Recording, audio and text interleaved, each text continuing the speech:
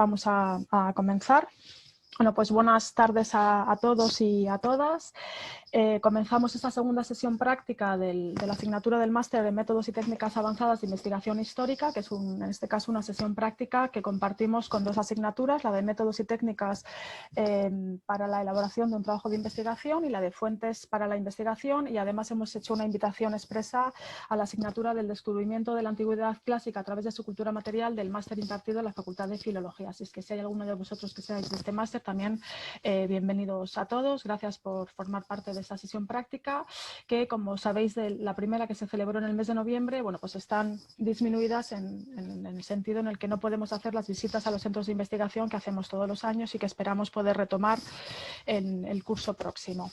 En este caso son 4 las conferencias. La primera es la del profesor Javier Andreu, que participa como responsable, en este caso, de la conferencia invitada del itinerario de historia antigua, y al que voy a presentar. Como os he comentado hace un momento, por favor os vamos a pedir a los estudiantes que dejéis conectado el vídeo, más que nada para que los ponentes os vean las caras a los estudiantes, porque es verdad que si no es un poco incómodo hablar a una pantalla que no sabes si te está viendo, y que luego al final de cada una de las conferencias, que son de 40 minutos, abriremos un turno de intervención para que expongáis todas las dudas que consideréis oportunas, que por favor os pedimos que no os dé vergüenza, que no sintáis reparo, si no es de vuestro itinerario, que hagáis las preguntas que consideréis oportunas, ¿vale? Y eso sí que os lo vamos a agradecer. Y sin más dilación paso a presentar al profesor Javier Andreu. Es para mí un honor presentarle. Llevaba ya tiempo queriendo que fuera Javier la persona invitada para la conferencia de Historia Antigua. Javier es licenciado y doctor en Historia por la Universidad de Zaragoza. Es doctor desde el año 2002 con una tesis sobre Edictum Municipio Lex Hispania en época Flavia, que luego fue publicada en los VAR en el año 2004. Ha completado su formación en varias universidades y centros de investigación europeos de gran prestigio, como son la Universidad de Coimbra, la Universidad de Oxford, Múnich y Heidelberg. En esta última universidad ha sido becario de la Fundación Alexander von Humboldt. Javier está vinculado a la UNED desde el año 2006, si no me equivoco, y desde el año 2011 fue profesor titular en esta universidad, en su departamento de Historia Antigua, con el que yo tuve la ocasión y la oportunidad de compartir como compañeros de este departamento, y desde el año 2014 imparte su docencia como profesor titular en la Universidad de Navarra, donde además es vicedecano desde el año 2018 de alumnos y coordinador del diploma en arqueología. Es además tutor de la UNED, sigue estando vinculado a la UNED porque es tutor de los centros asociados de Tudela y de Pamplona, donde ejerce una labor docente bien intensa para todos los estudiantes que le conocen. Javier tiene una dilatada trayectoria investigadora a pesar de su juventud. Son muchísimas las publicaciones que tiene como autor de monografías, editor y coordinador de muchísimas monografías también, y de muchísimos artículos en revistas científicas en el ámbito siempre de sus intereses centrados en el mundo antiguo hispano-romano, fundamentalmente lo que tiene que ver con la epigrafía y las inscripciones latinas, y también en un ámbito más amplio de las élites y el poblamiento romano, fundamentalmente vinculado con el área vascona, en la zona de Navarra y la zona de Aragón. Es director, por ejemplo, en ese sentido, del plan de investigación del Gobierno de Aragón y de la Fundación Un Castillo en la ciudad romana de Los Bañales, en Un Castillo, Zaragoza, que tiene una campaña de excavación o de prospección anual, y desde el año 2007 es responsable de la coordinación de los actos de celebración del centenario del descubrimiento de la ciudad romana de Santa Cruz de Eslava, en Navarra, un centro también muy impresionante, el que acaba de publicar, junto con otros investigadores, un reciente artículo de la revista Espal. El profesor Andreu es muy activo en redes sociales, tiene un gran dinamismo también en todo lo que tiene que ver con la transmisión del conocimiento y la transferencia de conocimiento, y es, creo, muy reseñable su labor en el blog que está editado desde hace más de una década, Oppida Imperi Romani, que creo que muchos de los estudiantes, por lo menos de la asignatura de Fuentes para la Investigación, conocen bien y que consultan muy habitualmente. A Javier le hemos invitado a dar una ponencia sobre un proyecto de investigación en historia antigua, problemas de sostenibilidad económica de los municipios de derecho latino en la Tarraconense en época medioimperial. Te agradezco muchísimo, Javier, que hayas aceptado la invitación, y nada, adelante. Gracias. Muy buenas tardes a todas y a todos y muchas gracias, Virginia, por la amable presentación, por la oportunidad de volver a la que fue mi casa durante 9 años como profesor en la sede central y que sigue siendo en mi labor en los centros asociados de Pamplona y de Tudela, y por considerar también que, bueno, pues parte de mi investigación pues podía aportar algo a la formación de vuestros alumnos de ese máster en el que también tengo que decirlo, pues bueno, algunos de mis doctorandos, algunos ya doctores, se han formado porque es un máster especialmente bien organizado y muy competitivo para los estudiantes de historia. Dentro de la gratitud quiero también bueno, pues agradecer la flexibilidad en la elección del tema, ¿no? La profesora García Antero me sugirió contar un proyecto de investigación haciendo hincapié en aspectos metodológicos y bueno, pues elegí como tema un proyecto que presentamos al Ministerio de Economía y Competitividad, que poco después cambió de nombre y que se desarrolló entre el año 2016 y el año 2019, que lleva, ven ahí la memoria del proyecto, que lleva el título idéntico al de esta charla. El acrónimo del proyecto fue el de Oppida Laventia, Ciudades en Dificultad, y el objetivo fundamental del mismo era el de estudiar la sostenibilidad de un tipo concreto de ciudad romana del ordenamiento jurídico de la Hispania romana, que son los municipios de derecho latino y en particular los municipios de derecho latino que alcanzaron ese rango en época Flavia, que fue tema, como ha dicho la profesora García Antero, de mi tesis doctoral. Lógicamente, la primera advertencia metodológica que quiero hacer es que una investigación como esta y en general una investigación en historia antigua de la península ibérica, veía que se conectaba antes algún buen colega del Departamento de Historia Antigua de la UNED, tenemos que aprender a hacer una investigación absolutamente global, absolutamente holística, en la que tenemos que usar todas las fuentes. No voy a repetir aquí la teoría de fuentes, dejo ahí enlace a un vídeo del canal de YouTube donde lo explico, pero los alumnos del máster, que tienen una extraordinaria asignatura de fuentes para la investigación, lo conocen bien. Quizás sí quiero subrayar que en temas como esto es muy importante abrir el abanico de fuentes para emplearlas de manera completa todas ellas.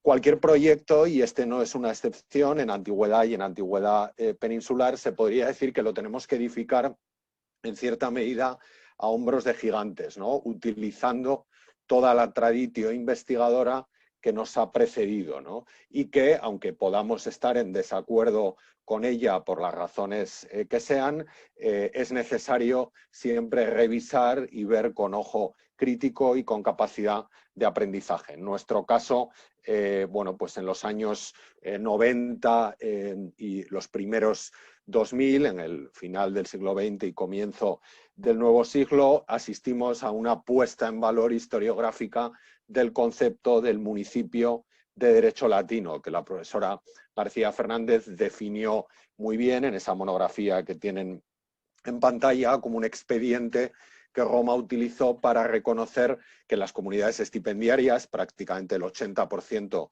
de las comunidades hispano-romanas, en un momento determinado, que fue el reinado del emperador Vespasiano, en que el municipio latino se popularizó, disponían de una serie de institutos, de una serie de derechos, de iura, de funcionamientos que se adecuaban al derecho de Roma, que se convalidaban con el modelo organizativo de Roma.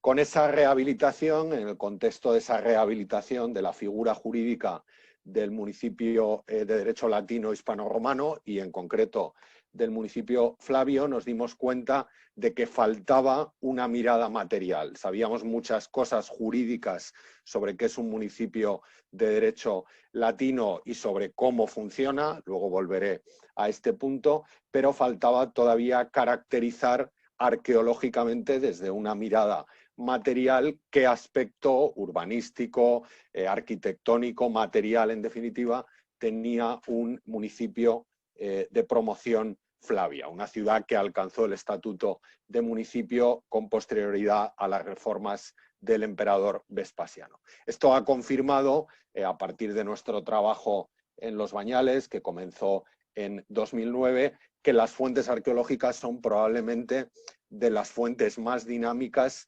para resolver cuestiones todavía abiertas en materia de historia antigua peninsular. Esto da razón a ese enfoque holístico y global, interdisciplinar, transversal de las fuentes que debe caracterizar a la investigación en historia antigua.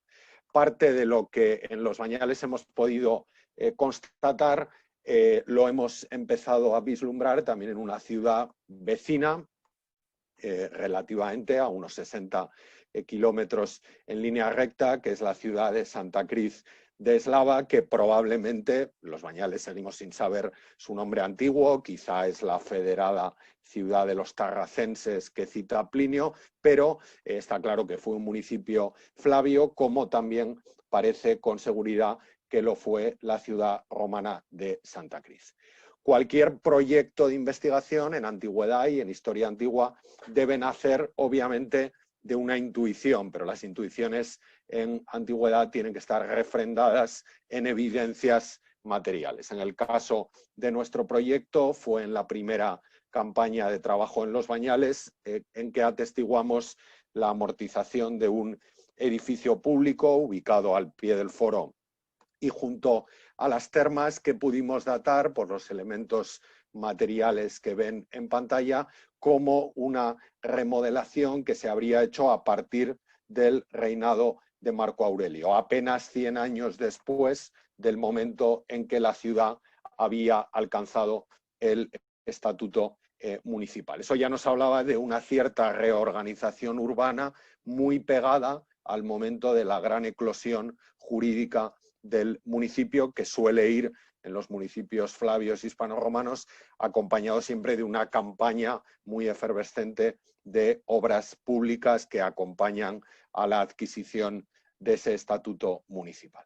En esa primera campaña también percibimos un segundo indicio, ese edificio que se remodeló y que se convirtió en un frente de taberna de carácter mitad doméstico, mitad productivo, fue abandonado hacia el 220-250 después de Cristo, que nos marcaba además, por una moneda del emperador Caracalla, el final de la vida, al menos en ese barrio de la ciudad. Lógicamente estábamos trabajando en un espacio muy bien situado en la ciudad, al pie del foro, junto a las termas, frente a uno de los grandes cárdines del municipio, pero no era un espacio, aunque en origen parece que sí lo fue, un espacio público. Por eso, a partir de 2011 y hasta 2015, acometimos excavaciones en el foro de la ciudad, con la esperanza de atestiguar si esa evolución tormentosa o atormentada de la ciudad entre la segunda mitad del siglo II y su abandono en el siglo III habría también dejado signos en el edificio público por excelencia, que además concentra la representación de la autonomía gubernamental del municipio. En esas campañas y a partir de estudios de materiales que están publicados y de esa interdisciplinaridad a la que me refería hace un momento, pudimos constatar que, por ejemplo, la Basílica del Foro, que montaría sobre ese extraordinario criptopórtico, dejó de ser utilizado como basílica forense, dejó de ser utilizada a finales del siglo II después de Cristo. El frente de taberna, el frente comercial de la parte baja y meridional del foro, en esa misma fecha vio cómo se usurpaba o era usurpado para la instalación de distintos negocios de carácter privado, algo que veremos que la legislación romana prohibía y perseguía cuando los decuriones tenían capacidad de gobernar una infraestructura municipal. Y más aún, en los años 2013 y 2014 tuvimos la fortuna de excavar un enorme vertedero de estatuaria romana que fue amortizada violentamente y que los materiales cerámicos a los que se asociaba ese derrumbe, que evidenciaba la pérdida de valor de la estatuaria que antes había sido imagen del poder, también debía fecharse en los últimos años del siglo II, en cualquier caso antes del siglo III. Esa primera evidencia de un barrio artesanal de la ciudad con un contexto de transformación entre finales del siglo II y de abandono en el siglo III se constataba también en el corazón, en el verdadero termómetro de la vida municipal de una ciudad de estatuto jurídico municipal de época Flavia como es Los Bañales. Algo pasaba, por tanto, en Los Bañales a finales del siglo II después de Cristo. Una de las cuestiones que quizá es más evidente y de las competencias que me parece que son más evidentes en un historiador de la antigüedad es la necesidad de evitar, por así decirlo, la miopía investigadora, no centrarnos solo en lo que atestiguamos en nuestro ámbito de estudio, en nuestra región de estudio o en el caso de las fuentes arqueológicas, en nuestro yacimiento de estudios, sino partir del hecho de que los problemas nunca son únicos, nunca son elementos aislados y que las ciencias de la antigüedad, la historia antigua y la arqueología son disciplinas claramente comparativas. Intuimos que en Los Bañales pasaba algo a finales del siglo II, vamos a ver si esos problemas se dan en otras ciudades con un perfil geográfico, político, territorial, jurídico parecido. Por ejemplo, en ciudades vecinas, la vecina Bilbilis, que la profesora Iñiguez y la profesora Giral conocen mucho mejor que yo, en esos años, a comienzos del siglo XXI, se publicaban trabajos en los que se fechaba también a finales del siglo II el inicio de la colmatación de la gran obra pública de saneamiento de la ciudad, que es la cloaca del municipio. Bilbilis no es un municipio flavio, es una ciudad de perfil distinto, pero que en cualquier caso comparte un ámbito geográfico, el del Valle Medio del Ebro, que podemos suponer sometido a equilibrios y condicionantes más o menos comunes. De la misma manera, en el Alto Aragón, en el Somontano de Barbastro, la profesora Ángelines Magallón y la profesora Milagros Navarro habían publicado a finales de los 90 y a comienzos también del siglo XXI la fecha sorprendente entonces del abandono de ese municipio, en este caso seguramente un municipio también flavio como Los Bañales de la Vitolosa, en torno a la primera mitad del siglo III y por causas que todavía es difícil de explicar.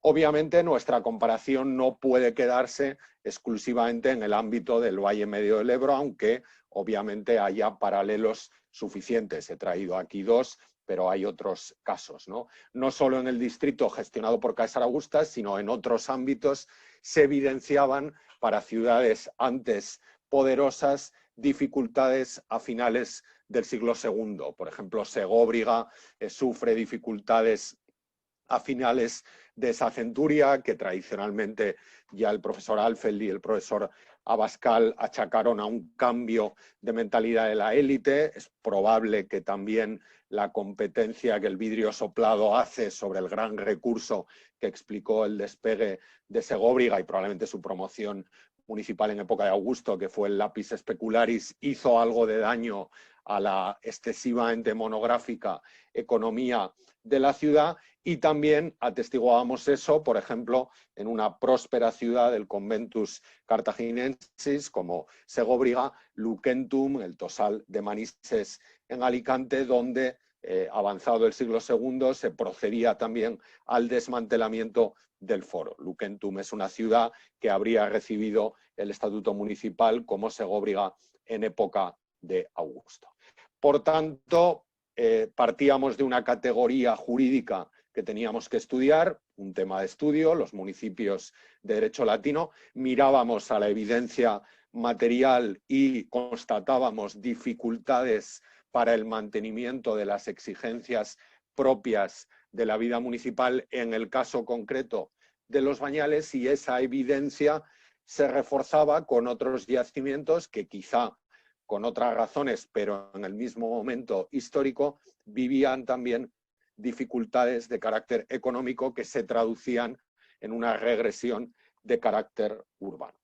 Surge entonces la pregunta: ¿esta crisis de la segunda mitad del siglo II después de Cristo es una crisis general en la ciudad hispano-romana. Bueno, pues ahí es donde entra el concurso de las fuentes. Desde luego, de las fuentes primarias, de las fuentes literarias, epigráficas, arqueológicas a las que podemos enfrentarnos en esa reivindicación de una historia antigua de carácter total. Los historiadores de la antigüedad somos historiadores de la antigüedad, pero tenemos que ser un poco filólogos, un poco arqueólogos, un poco epigrafistas y obviamente también nos debemos, como decía antes con lo de a hombros de gigantes, nos debemos a la historiografía secundaria, que como ven en los últimos años se ha interesado especialmente por la época antonina y por la época severiana. Se han publicado contextos materiales muy interesantes que evidencian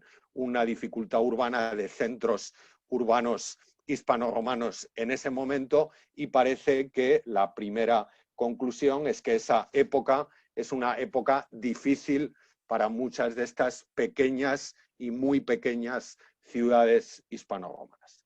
Una investigación, obviamente, aunque no siempre se consigue en historia antigua con nuestra escasez de fuentes, tiene que tratar de dar una explicación.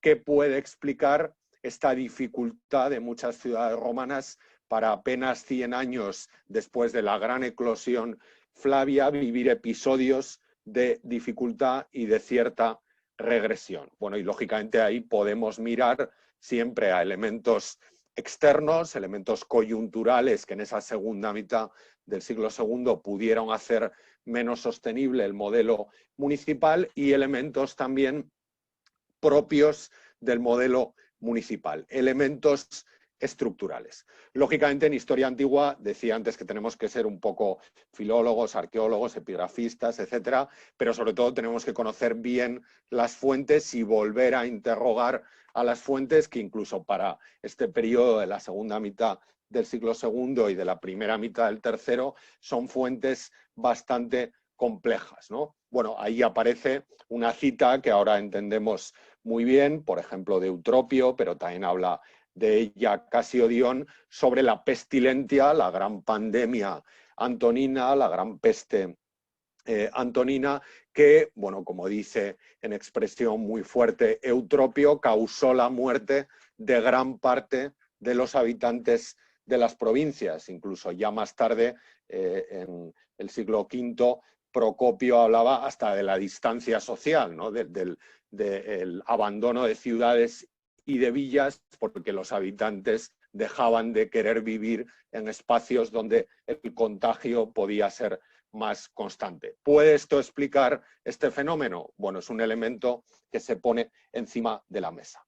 Los textos del momento hablaban también, aunque los que se interesan por la historia antigua saben que la historia augusta es una fuente muy problemática, una colección de biografías de emperadores bastante compleja en su crítica interna, pero esa historia augusta, porque tenemos que utilizar las fuentes de que disponemos, nos habla también de que a la muerte de Cómodo, justo en este momento, en la guerra civil que acabaría con la incorporación al trono de Septimio Severo, uno de los aspirantes al trono, Clodio Albino, encontró especial apoyo en las élites hispanas y en las élites galas, que como nos cuenta la biografía de Septimio Severo en la historia augusta, fueron después represaliadas como consecuencia de haber apoyado al bando equivocado.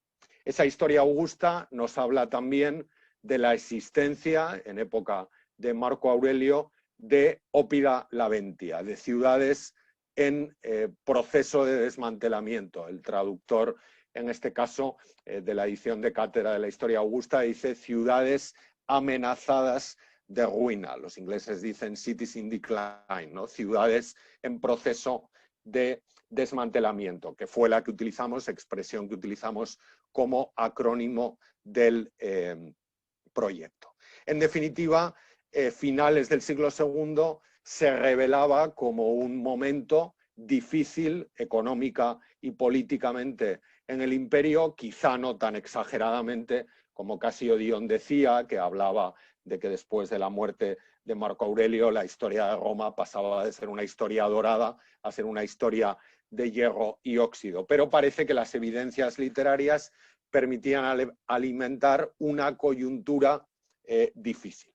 Bien, en cualquier proyecto, lo decía al principio, es necesario ver sobre qué cuestiones nuestro proyecto, que ya están planteadas, influye. De hecho, cuando uno tiene que preparar una memoria para obtener financiación para un proyecto, por ejemplo, en el ministerio, tiene que decir cómo ese proyecto va a beneficiar a cuestiones o a equipos que están en marcha y que ya están generando conocimiento, ¿no? Eso nos obliga siempre a leer sobre las periferias, por así decirlo, de nuestro tema de estudio. Si nuestro tema de estudio es eso que ahora ha dado en llamarse la crisis medioimperial, la crisis de la segunda mitad del siglo II y de la primera mitad del siglo III, es evidente que un tema clásico que toca con este es el de la tan discutida crisis del siglo III, que algunos colegas han negado rotundamente, como el profesor Bischel, que algunos han negado rotundamente, como el profesor Arce, pero después, con el paso de los años, ese texto es de 2015, no han tenido problema en rectificar esa célebre expresión del profesor Arce de que la ciudad tardoantigua ni se arruina ni se destruye, sino que se transforma, y han reconocido que efectivamente la evidencia material y estos datos de las fuentes indican que la ciudad y la ciudad hispano-romana es un elemento frágil con grandes transformaciones que acaban en muchos casos en el abandono entre la segunda mitad del siglo II y la primera mitad del siglo III. Bien, cualquier proyecto investigador tiene que intentar, siempre con la prudencia, tratar de ser audaz en las conclusiones. Hacer buenas preguntas a los textos y a la historiografía es quizá el mejor consejo y la mejor señal de madurez de un investigador. Revisando precisamente las fuentes epigráficas de época Flavia en Hispania, y en concreto algunas que permitían intuir que poco después de la municipalización Flavia ya había ciudades que evidenciaban problemas de sostenibilidad, nos llamó la atención una alusión del profesor Álvaro Dors, que fue bibliotecario general y catedrático de Derecho Romano en la Universidad de Navarra, que en la epigrafía jurídica de la España romana, comentando algunos textos jurídicos de época Flavia, afirmaba que probablemente después del boom de Trajano y de Adriano, muchas ciudades habían quedado de tal manera sobredimensionadas que era imposible que mantuvieran el tren de vida que la municipalización les había exigido, ¿no? Esta intuición del profesor Dors fue luego continuada, sin citar al profesor Dors, porque debieron ser dos caminos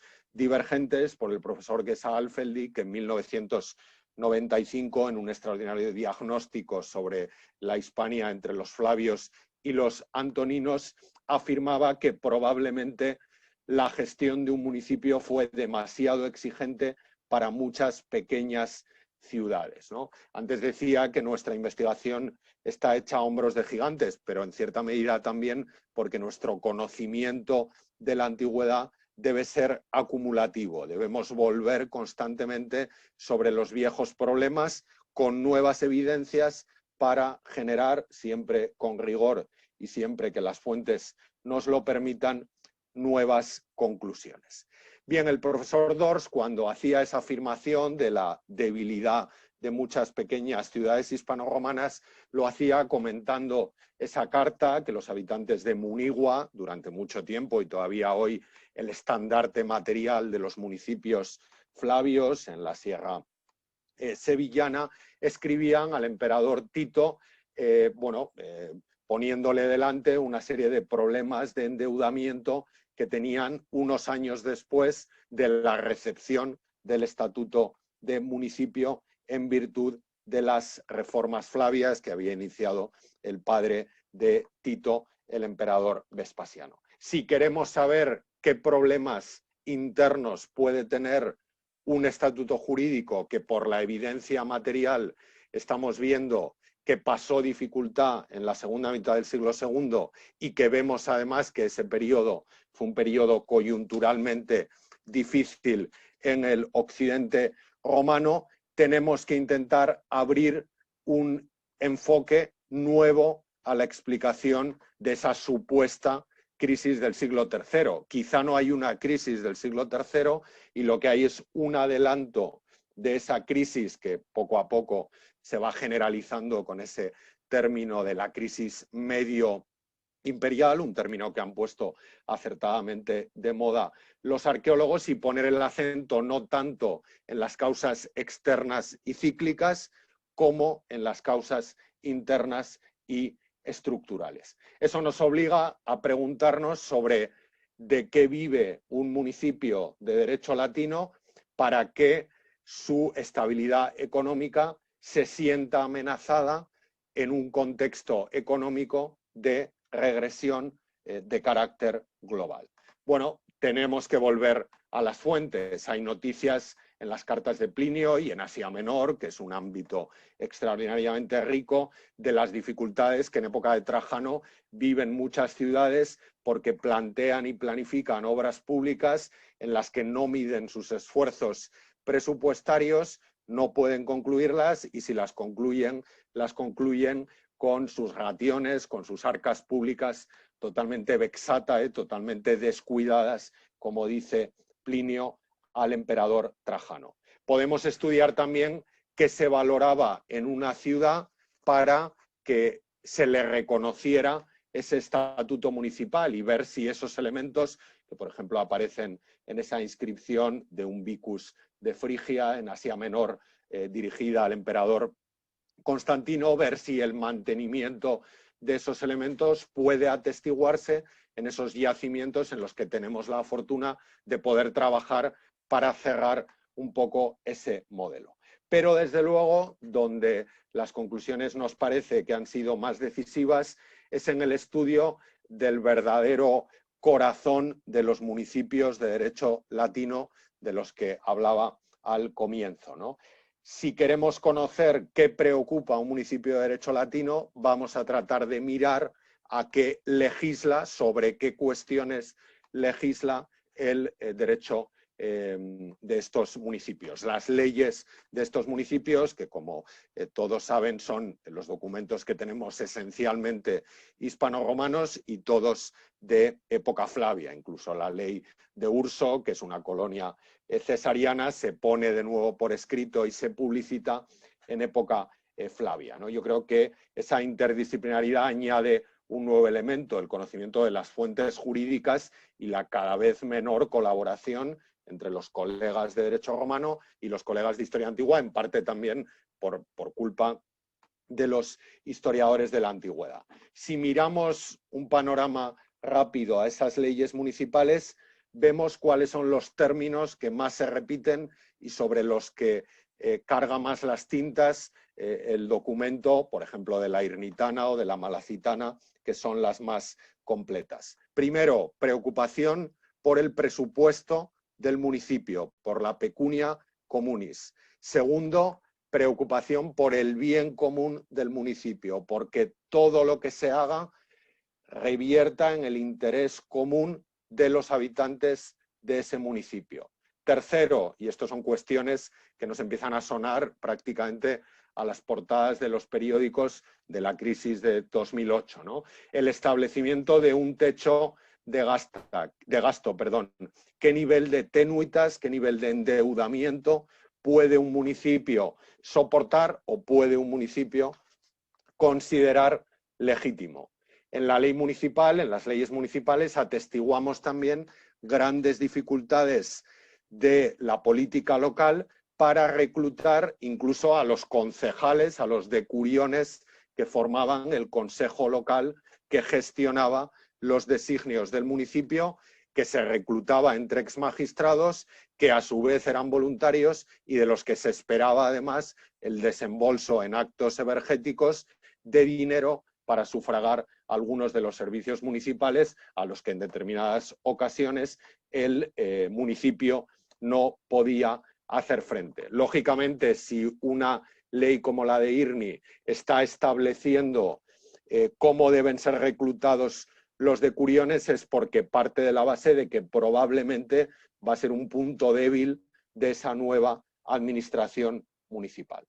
Los municipios exigían también trabajos comunales a los miembros del municipio, a los ciudadanos del municipio, excepto a los niños y adolescentes y a las personas mayores, y la suspensión, por ejemplo, del calendario político en época de las cosechas indica que su base, que lo podemos atestiguar también en algunos casos con estudios de paleopaisaje, era principalmente primaria, principalmente agraria.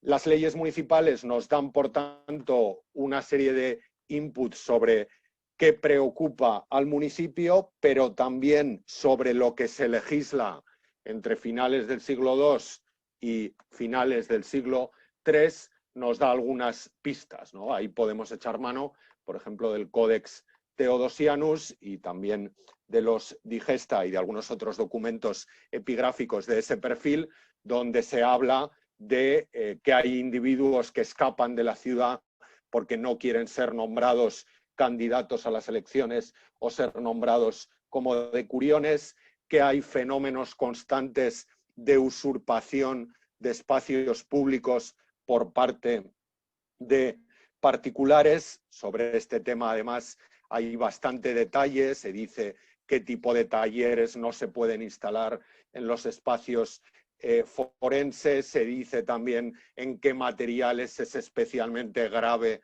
que se instalen talleres, por ejemplo, cerca de las basílicas del Foro, y se alude también a los ideales, ¿no? La urnatio, la commoditas, la decus, ¿no? Que pueden verse amenazados si alguien no cumple esa legislación, ¿no? Si alguien no garantiza que la ciudad siga manteniendo ese esplendor que había sido reflejo de romanidad, ¿no? Incluso en ocasiones protegen de manera bastante reglamentada las comunicaciones, la red urbana mínima, las calles, el saneamiento, que en algunas de estas ciudades de perfil débil hemos visto que para la segunda mitad del siglo II después de Cristo estaban en proceso, en muchos casos, de desatención o de falta de limpieza y de freno a esas usurpaciones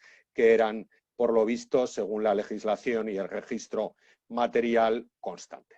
En definitiva, este proyecto genera una conclusión que el profesor Alfeldi ya planteó en 1998 en ese artículo del que les hablaba al comienzo. Para algunas pequeñas ciudades, como por ejemplo Irni, las exigencias de la vida municipal debieron ser tan costosas que la propia estructura del municipio nacía dañada, si no de muerte, sí al menos de dificultad, y la coyuntura difícil en lo político y en lo económico de la segunda mitad del siglo II solo se añadía a una debilidad de carácter estructural. Es verdad que el profesor Alfeldi lo planteó en 1998 como una intuición. Es evidente que ahora ese fenómeno de los Oppida Laventia, que poco a poco se va haciendo eco en la historiografía y que dimos una primera cuenta en esa monografía que tienen en pantalla,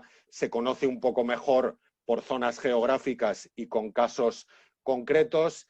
Hemos profundizado también en cuáles han sido sus causas y cuáles han sido sus agentes y hemos tratado de poner el peso. Tienen bastante información, como decía la profesora García Antero, en la etiqueta Oppida Laventia del blog Oppida Imperi Romani, en la cuestión económica, en cuáles son las bases económicas de estos municipios débiles hispano-romanos azotados por un problema estructural agravado por elementos coyunturales. La principal contribución, por tanto, ha sido en cierta medida, y aquí el caso de los Bañales nos parece que es bastante paradigmático, reordenar la evolución de la ciudad hispano-romana en 5 pasos, o si quieren, en 3 pasos muy sencillos. Una época de gran explosión entre época de Augusto y época Flavia, con la época Flavia como confirmación jurídica de esa explosión material que en muchos casos es bastante anterior, es Augustea o es Julio Claudia, una fase de maduración jurídica breve en época Flavia prácticamente hasta Marco Aurelio, y una fase que no es general, que hay que estudiar caso por caso y región por región, de regresión, de implosión en cierta medida de esa anterior explosión urbanística.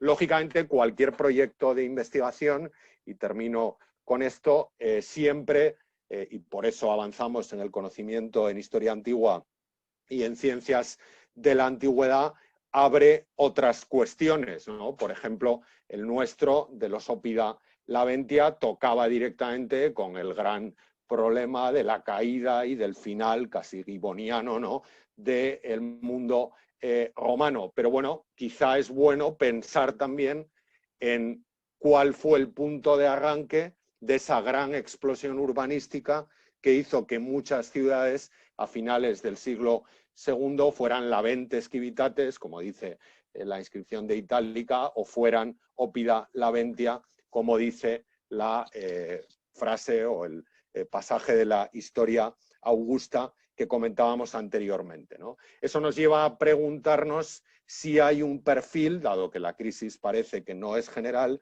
si hay un perfil particular más sensible a este modelo de debilidades entre época antonina y época severiana, ¿no? Hasta qué punto influyen cuestiones como la conectividad de las ciudades, los recursos de los que viven las ciudades, la población a la que las ciudades prestan servicio administrativo, su tamaño, obviamente también su perfil de estatuto jurídico, y ese proyecto de los Oppida Laventia, que ha constatado varios modelos de ciudad sobre bases débiles, nos ha enlazado con otro proyecto del que ya hemos presentado algunos resultados, pero en el que proyectamos trabajar en los próximos años, donde planteamos una nueva categoría de análisis. Sabemos que hay ciudades débiles.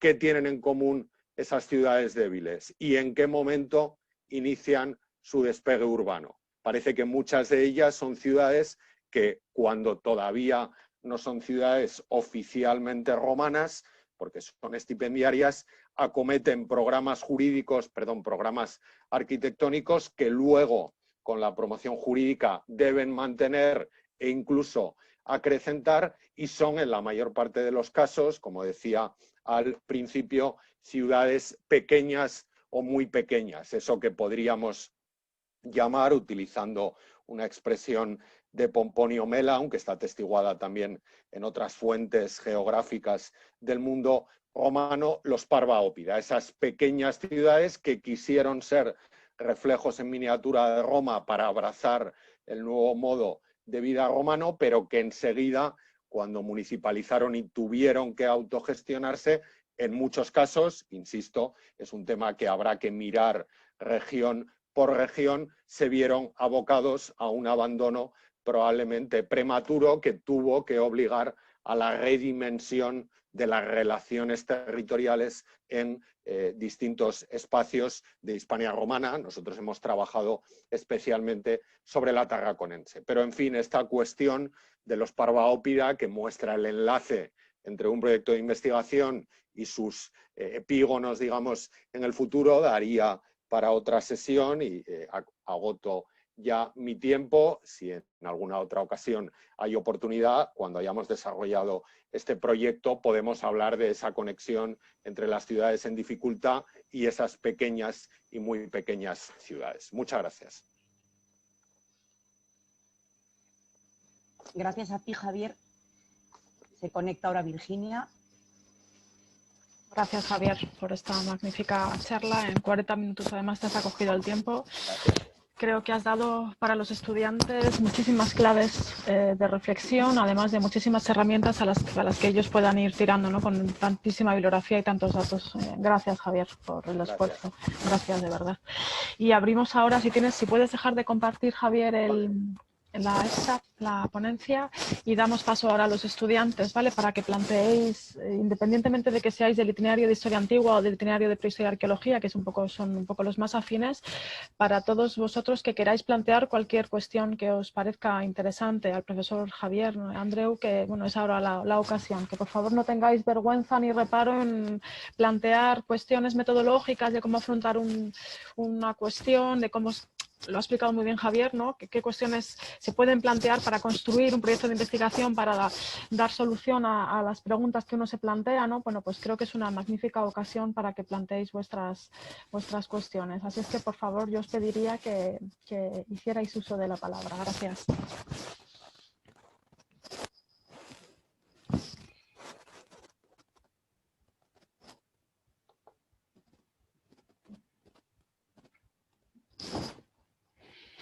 No sé si hay alguno de los estudiantes que sean específicamente, mira, Miguel Ángel. Buenas tardes, Miguel Ángel.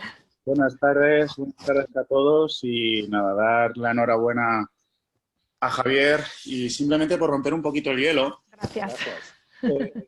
Simplemente por romper un poquito el hielo, a mí hay algo que me ha gustado mucho de lo que has puesto, Javier, y que me gustaría que los y las estudiantes se lo grabaran con fuego. Y es el hecho de que, a ver, yo hablo como historiador de la antigüedad que soy y es que no nos obcequemos única y exclusivamente con unas fuentes, es decir, no nos obcequemos única y exclusivamente con los textos, sino que también tengamos presente la cultura material. Tenemos que ser, somos descubridores al fin y al cabo, somos pequeños detectives, como a mí me gusta decir a los alumnos. Entonces, echemos manos de los textos, echemos manos de la cultura material. Y ha habido otra cosa que creo que ha reflejado muy bien Javier y es, ahora que está muy de moda, la arqueología servicio. Es decir, intentemos aportar ese pequeño granito de arena intentemos hacer un bien social. Es decir, no dejemos de ser un agente socioeducativo. Creo que podemos aportar muy mucho como historiadores de la antigüedad, como arqueólogos. Y creo que también es que me ha gustado mucho, Javier. Gracias, Miguel Ángel, gracias. No se han cumplido y te has limitado en 45 minutos muy bien y yo tenía mucho interés en ver los últimos resultados de los bañales que por circunstancias que sabe Javier me quedé con las ganas de ir este pasado verano. Es algo que has puesto muy bien, Javier, y es algo que cuando tenemos que dirigir un TFM a mí siempre me gusta decir, y cuando hacemos un trabajo de investigación me gusta siempre decir, y es que si el alumno no sabe dónde ir, el tutor difícilmente le va a poder decir cómo llegar. Esto es algo que a mí me parece que has puesto muy bien, Javier, sobre todo con esas preguntas. Hay una teoría que es la de las 5 W americanas. Entonces, cuando creamos o cuando definimos un proyecto de investigación o cuando definimos un trabajo de investigación, el por qué, el cómo, el para qué, el dónde, hay que tratar de despejar esas incógnitas. Por eso me ha parecido, independientemente de la relevancia o el significado que pueda tener el proyecto de Javier, tened siempre presentes estas preguntitas, estas herramientas. Y como decía un portugués en términos futbolísticos, el porqué. Siempre el porqué y el porqué. Efectivamente, sí. Muchas gracias, Miguel Ángel, por la acotación y la intervención.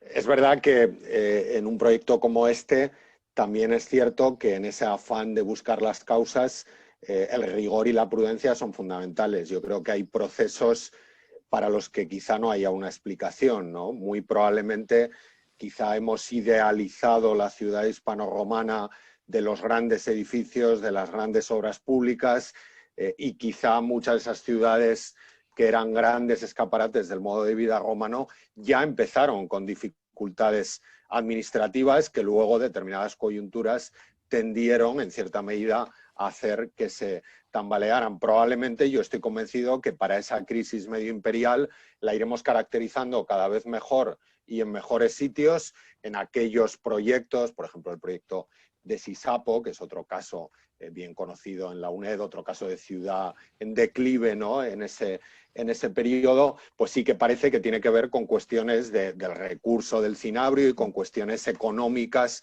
fundamentales, pero para muchas otras ciudades será muy difícil saber la causa, pero bueno, al menos señalar el problema y conectarlo con el gran boom, ese Becoming Roman, ¿no? De Greg Wolf, con el gran boom del modo de vida romano y con el Fall of Rome, ¿no? Con la final, el mundo final romano y la crisis del siglo III, creo que es una interesante aportación, ¿no? Por eso es bueno que para estudiantes en formación, aunque tengan un interés en un tema concreto, no dejen de mirar, como decía el profesor Novillo, al cuándo, pero también un poco a las periferias de ese momento que uno está estudiando, ¿no? ¿Qué prepara el momento en el que yo estoy trabajando y cómo ese momento se desenvuelve hacia el futuro, ¿no? Avanza hacia el futuro, porque es la manera de acotar, porque al final todos estamos haciendo historia y la historia necesita de un ordenamiento cronológico y relativo de los hechos, ¿no? Muy bien. Virginia, si me permite, yo también quisiera intervenir. No, claro. Buenas tardes, Javier, y muchísimas gracias por esta conferencia o esta clase, más bien esta clase espléndida que nos has dado. Yo quería hacerte una pregunta que creo que une tu proyecto inicial con el final. Cuando se habla de esta crisis enorme de época antonina y severiana, ¿afecta solamente a estos Parvaópida, a estos núcleos más pequeños, o también habéis detectado que afecta a ciudades grandes como podría ser César Augusta, Tárraco, siempre dentro del ámbito tarraconense? Pues afecta más a esas pequeñas ciudades. Da la sensación que el perfil de la ciudad débil, al menos en aquellas en las que hemos podido trabajar más, es una, como decía el profesor Key, una native town, una ciudad indígena que se romaniza probablemente entre finales de época republicana y época de Augusto, y que en época de Augusto ya tiene todas las comodidades materiales de una ciudad romana, pero sigue siendo una ciudad estipendiaria, normalmente que no está en un punto de eje viario como pueda estar Complutum o Caesar Augusta o Toletum o Laminium, por citar ciudades que parece que escapan un poco a esa crisis medio imperial, y que probablemente trata de proyectar una imagen arquitectónica a partir de unos recursos que no son extraordinarios, son recursos agrícolas que pueden estar sometidos a problemas bueno, pues de estabilidad, por así decirlo, y ese es el perfil más débil. Por ejemplo, en el Conventus Caesar Augustanus, Caesar Augusta no vive esa crisis del siglo II, Complutum parece que la vive, pero luego se recupera. O sea que hay que analizar un poco tanto el perfil de las que lo padecen como el de las que no lo padecen, ¿no? Que parece que son más ciudades oficiales o cruces viarios fundamentales, como lo es Caesar Augusta, que es una colonia que puede recibir en un momento un empuje oficial, o como lo es Complutum, que al final es el eje, ¿no? De acceso entre el Valle del Ebro y la meseta sur, ¿no? Y parte también de la meseta norte. Pero estas ciudades, sobre todo de Caesar Augusta hacia el norte, ejemplo la Vitolosa, Cara, Santa Cris, Los Bañales, la propia Pompelo, parece que sufren una gran redimensión que es muy decisivo cómo salen de ella en el siglo II. Parece que las que superan esa crisis, caso Complutum, son ciudades muy fuertes durante la antigüedad tardía, que remodelan incluso sus espacios públicos para adherirse a la nueva ideología de la élite, que es el cristianismo, y convertir las basílicas en espacios de culto, pero las que no superan esos envites de la segunda mitad del siglo II, en la primera mitad del tercero, están abandonadas y en parte también se convierten en esos despoblados que luego a lo mejor se reocupan, como el caso de Los Bañales, pues en época visigótica, en época emiral o ya en momentos altomedievales, ¿no? Y eso en cierta medida redimensiona el ordenamiento territorial y la vertebración territorial de muchos espacios. Por eso hemos hablado de Parvaópida, porque creemos que con los casos que hemos estudiado, esas pequeñas ciudades pretenciosas, vamos a llamarlo así, son las que luego son carne de cañón de una crisis, no sé si anunciada, pero bueno, ahora al menos sí en parte confirmada, ¿no? nunca general, eso sí que quiero dejar claro, y la pregunta es muy oportuna, que es un proyecto que exige un estudio de carácter local y comparativo entre regiones. No podemos decir que la Hispania antonina o la Hispania severiana, aunque lo diga la historia augusta, es una Hispania exhausta. Hay indicios en algunas regiones, pero hay otras que pasan dificultad y remontan para seguir manteniéndose, como Zaragoza o como Alcalá de Henares, o como Toledo, como grandes centros urbanos, ¿no? Otra Muchísimas ciudad, gracias, Javier. Te otra lo ciudad, agradezco ¿verdad? mucho. De Me las parece que... muy Gracias. oportuno, de verdad que el proyecto me ha encantado. Muchas Gracias y Carmen. enhorabuena. Gracias, gracias. Que decía Javier que otra de las ciudades que parece no remontar, que no es de estas parvas, sino una gran ciudad, es Clunia, ¿no? Que esta sí que Sí. está sobredimensionada desde el principio, con esa cantidad de edificios públicos enormes y que realmente termina abandonada, ¿no? Porque parece Sí, que... sí, nosotros no hemos trabajado el Sí, caso lo sé. concreto de Clunia, pero bueno, es interesante. Sí. Quizá también en el caso de Clunia la adquisición tan honorífica, ¿no?, del título colonial no es como Caesar Augusta, que al final tiene una vocación de control y organización territorial, aunque Clunia acabe siendo, o sea la capital de un distrito jurídico. Creo que el modelo de vertebración es un poco diferente, ¿no? Por eso hay que mirar caso a caso y responder hasta donde podamos. Es posible que para algunas de estas ciudades nunca sepamos la verdadera razón. Y luego también vosotras, Carmen y Virginia y Lara, ¿no?, que trabajáis con fuentes arqueológicas, el problema es que hay muchos contextos de este periodo sin estudiar y al final, si nuestra disciplina es comparativa, cuantos más contextos de esa época medio imperial tengamos en edificios públicos y bien publicados, pues el mapa de las ciudades débiles crecerá o menguará, ¿no? Entonces, yo creo que es un trabajo muy de colaboración que en el futuro, pues bueno, tiene que dar muchas sorpresas. Muy bien. Muy interesante el proyecto, Javier. Enhorabuena, de verdad. Muchas gracias a todos. ¿Hay algún comentario más que queráis exponer? ¿No?